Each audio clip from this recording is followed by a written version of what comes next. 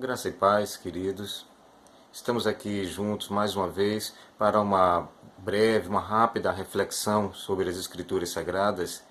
E para a reflexão deste momento, eu gostaria de fazer uma leitura na carta que Paulo escreveu aos Colossenses, no capítulo 3 desta carta, apenas um versículo, versículo de número 11, quando o apóstolo Paulo diz: Nessa nova vida em Cristo, já não há diferença entre grego e judeu, circunciso e incircunciso, bárbaro e cita, escravo e livre, mas Cristo é tudo e está em todos. É uma frase muito bonita do apóstolo Paulo, uma afirmação linda, belíssima, que reflete um dos elementos mais magníficos, né, do Evangelho. E é muito relevante esta palavra do apóstolo Paulo para o momento que nós estamos vivendo, não só aqui no Brasil, mas no mundo todo, desde quando ocorreu o assassinato de George Floyd nos Estados Unidos por policiais brancos. Esse evento, esse incidente desencadeou no mundo inteiro protestos contra o racismo, inclusive aqui no Brasil. E esses protestos contra o racismo têm levado a sociedade moderna, a sociedade do século XXI, a repensar, a refletir os seus valores, repensar a sua estrutura, repensar como essa comunidade negra tão numerosa nos países ocidentais tem sido tratada.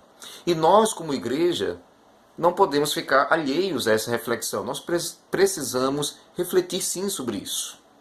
Temos muito a refletir sobre isso daí.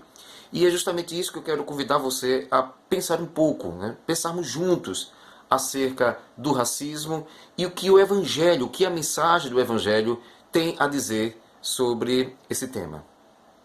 A primeira coisa que a gente precisa deixar muito bem claro é que o racismo não é uma coisa moderna, não é uma coisa que surgiu no século XXI, nem no século passado, no século XX, e nem mesmo começou a surgir com o tráfico de negros da África para outros países, para a Europa e para as Américas. Não. O racismo é um pecado, é um grotesco pecado que sempre esteve na história da humanidade. Sempre esteve presente na história da humanidade. Desde a antiguidade, desde os primórdios. Sempre que alguma raça, algum povo se considerava superior a outros povos, a outras raças, e transformava esse sentimento de superioridade em uma expressão de opressão ou de discriminação contra aquela outra raça, aquele outro povo, ali o racismo estava configurado na prática, em exercício. Isso aconteceu diversas vezes, inúmeras vezes na história da humanidade. Só para exemplificar, pensando no tempo mais recente, né, nessa época nossa mais recente, e para mostrar como esse racismo está generalizado no mundo e manifesta de diversas formas, quero começar a exemplificar sobre o histórico conflito, né, que houve ali no Extremo Oriente, envolvendo japoneses, chineses, coreanos, guerras que eles se envolveram, massacres que eles... e embora haja outros interesses econômicos envolvidos aí, mas há um forte elemento de racismo presente nesses conflitos. A gente, quando está aqui do Ocidente, a gente olha para o Oriente e às vezes a gente pensa que não são todos iguais, é tudo a mesma raça, mas eles se sentem diferentes, eles se sentem como raças diferentes, e esse sentimento de diferença os levou a vários conflitos históricos, e muitos desses conflitos tinham um forte teor racista. Japoneses, chineses e coreanos. A gente tem um exemplo do século XX, quando os nazistas, em nome daquela loucura, né, de raça ariana, raça superior, os levou a perseguir uma série de povos, judeus, poloneses, negros, né, e massacrar raças inteiras em nome de uma pretensa superioridade racial. Né.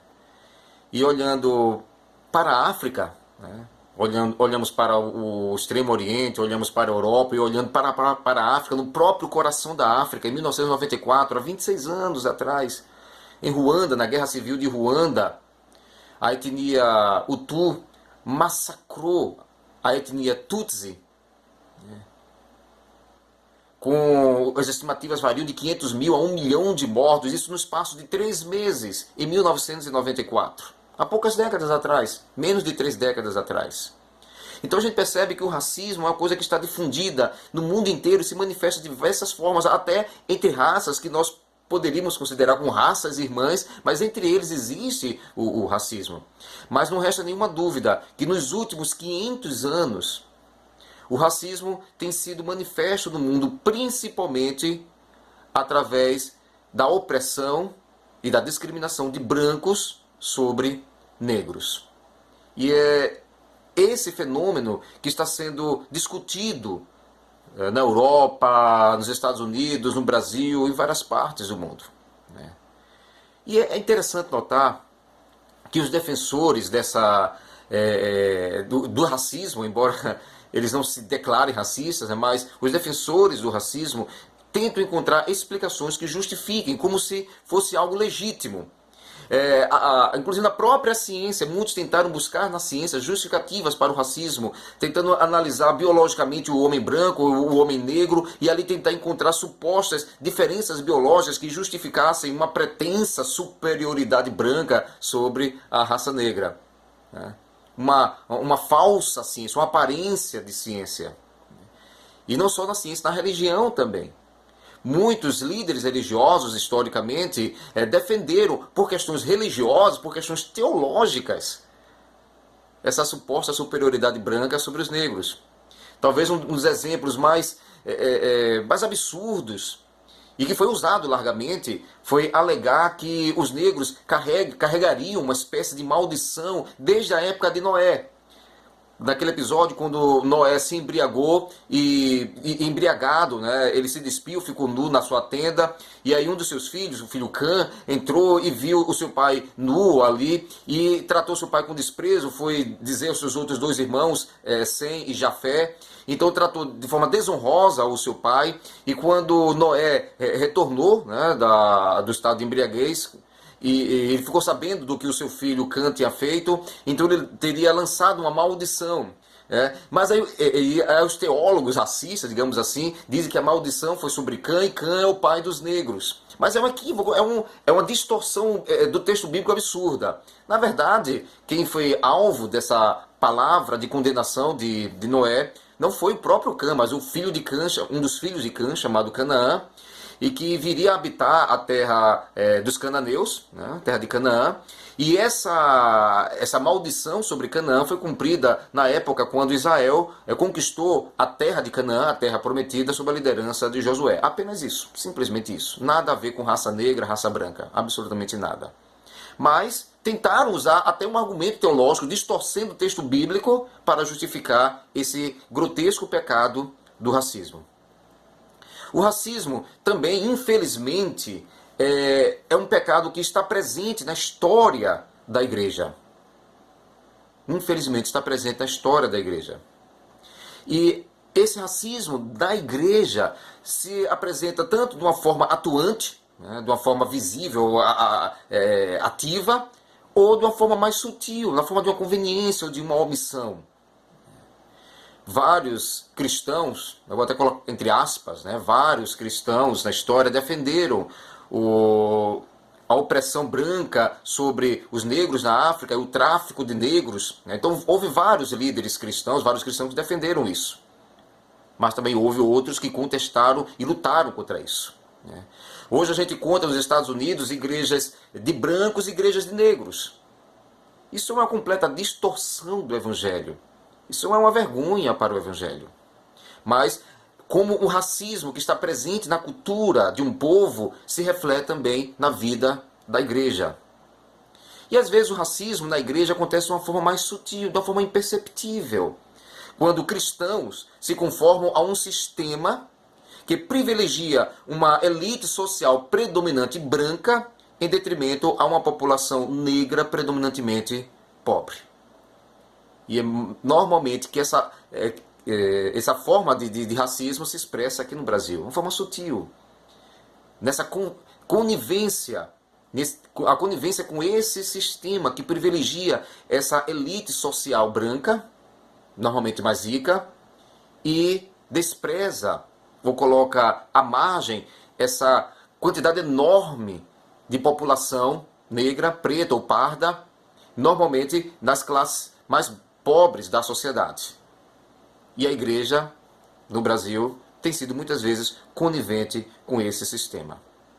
Na história da igreja, houve vozes tanto em defesa do racismo como vozes contra o racismo. Eu quero citar aqui dois exemplos bem radicais, como o da Ku Klux Klan, que nos Estados Unidos, a Ku Klux Klan foi defendida como se fosse um princípio cristão, uma expressão de moralismo cristão. E tem nada a ver com o cristianismo. Na verdade, é muito mais diabólico, é completamente diabólico, e nada de cristão. Mas envolvia um sentimento cristão, pelo menos em muitos cristãos lá nos Estados Unidos.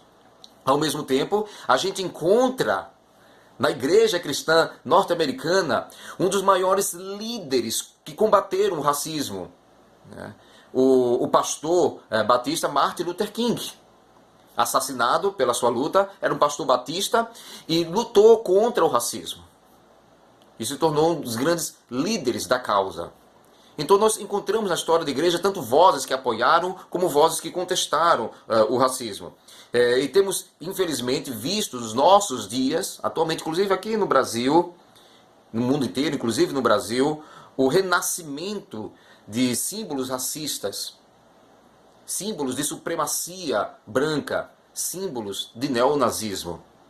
E aconteceu recentemente nos protestos aqui em algumas cidades do país, símbolos neonazistas ou manifestações de suposta supremacia branca contra negros. E aí nós precisamos lembrar que o Evangelho de Jesus tem muito a dizer sobre esse assunto. O Evangelho de Jesus tem muito a dizer sobre isso. É verdade que as categorias são diferentes. As categorias na época de Jesus, dos apóstolos, são diferentes das categorias dos nossos dias.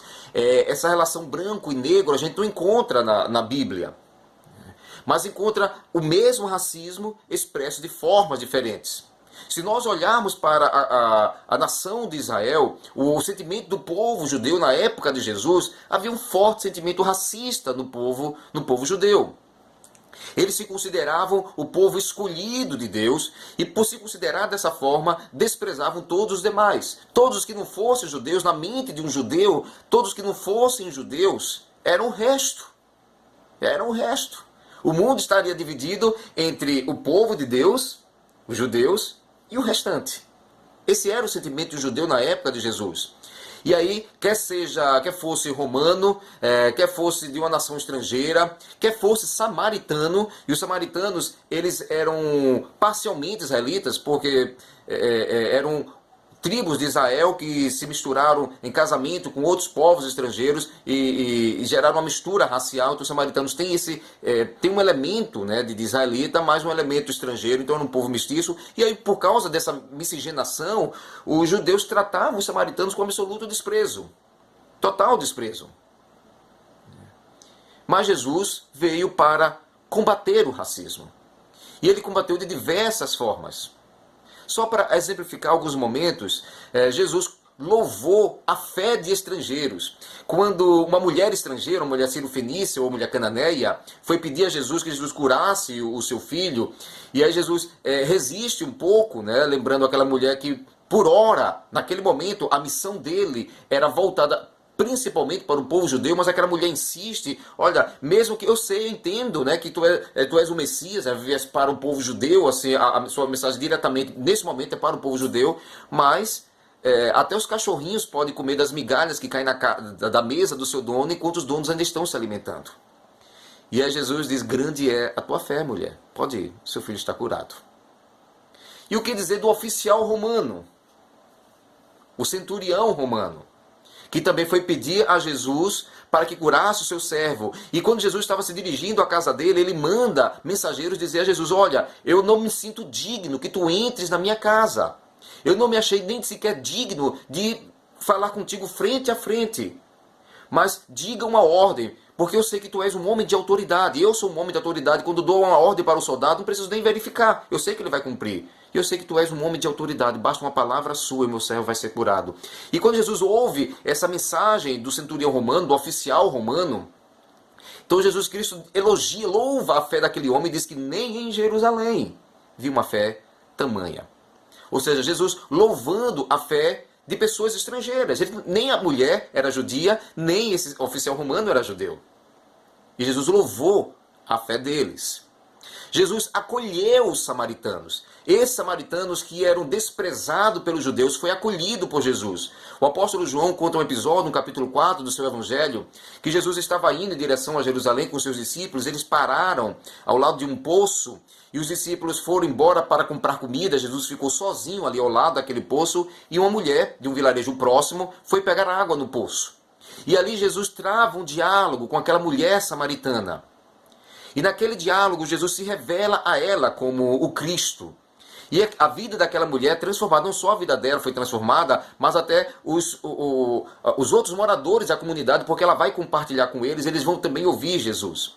E o curioso é que quando os discípulos retornam e encontram Jesus conversando com aquela mulher samaritana, os discípulos em seus corações, eles criticam Jesus, eles condenam Jesus. Como é que Jesus pode estar conversando, pode conversar com uma mulher samaritana? Ou seja, o sentimento de racismo no coração dos discípulos. Mas Jesus não. Jesus acolheu aquela mulher, se revelou àquela mulher, transformou a vida dela e de toda a comunidade que ele alcançou.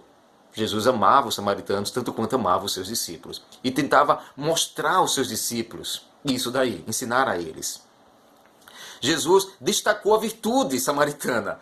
Quando Jesus contou uma parábola para ensinar o que significava amar o próximo, e ele escolheu personagens ali bem icônicos.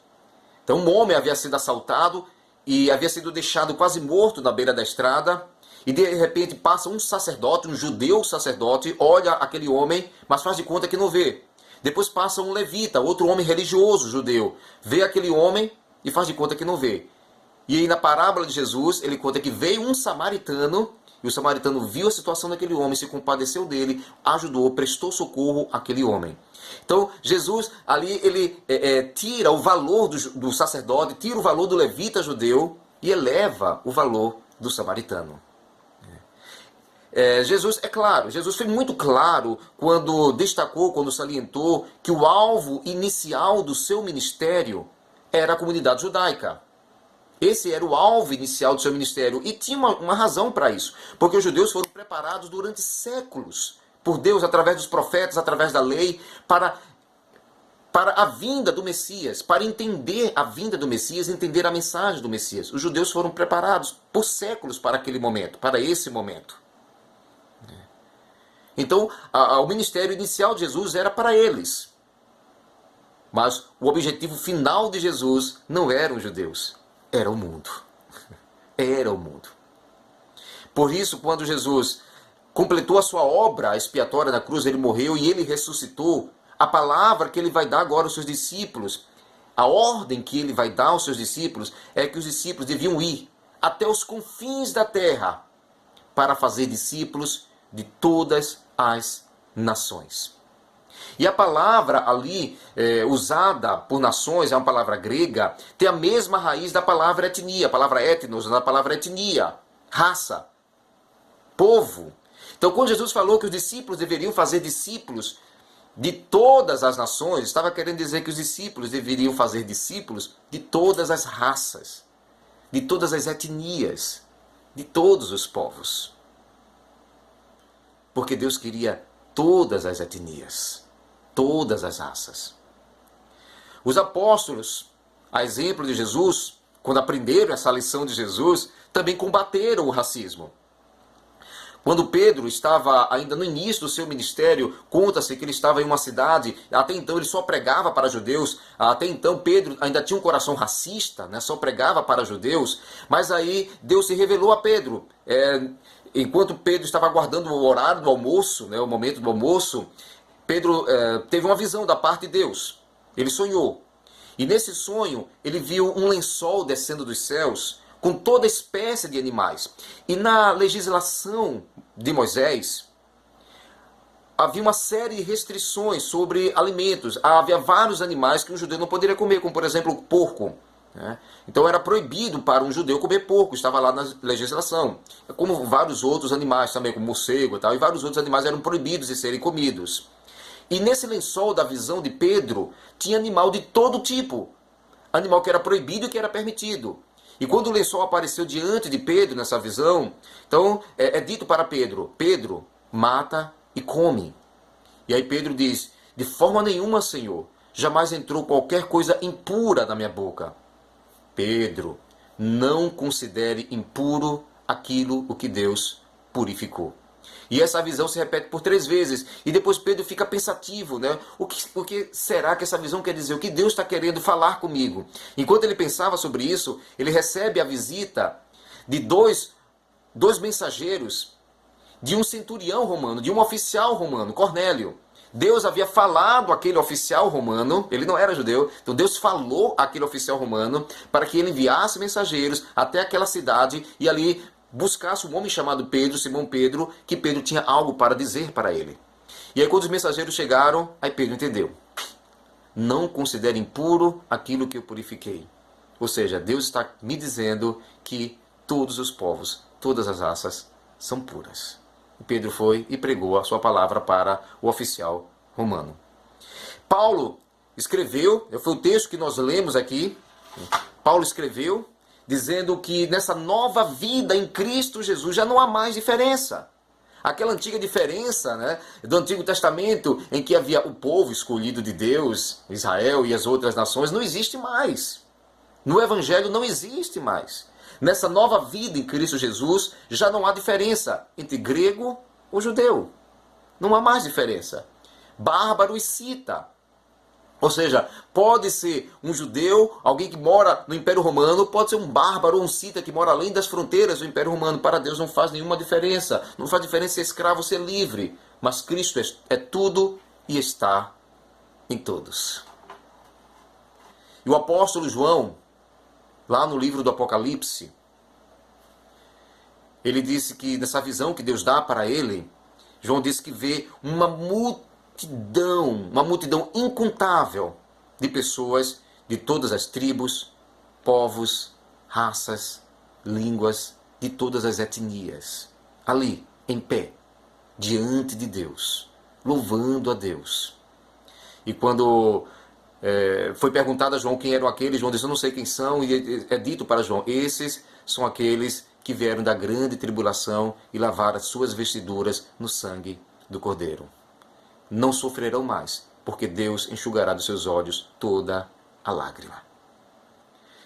Os remidos do Senhor incluem pessoas de todas as raças, tribos, línguas e nações e etnias.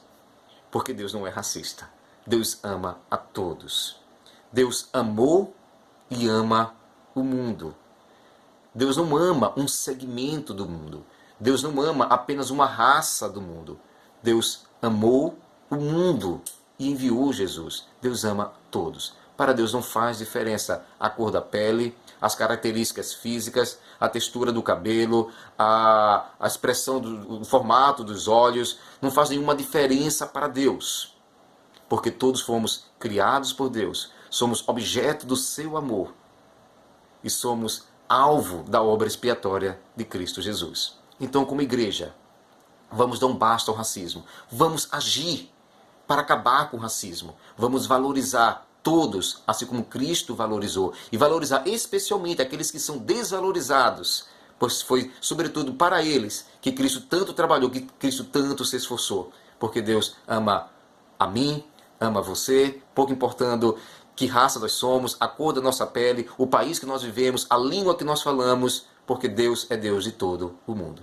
Louvado seja Deus e que Deus te abençoe.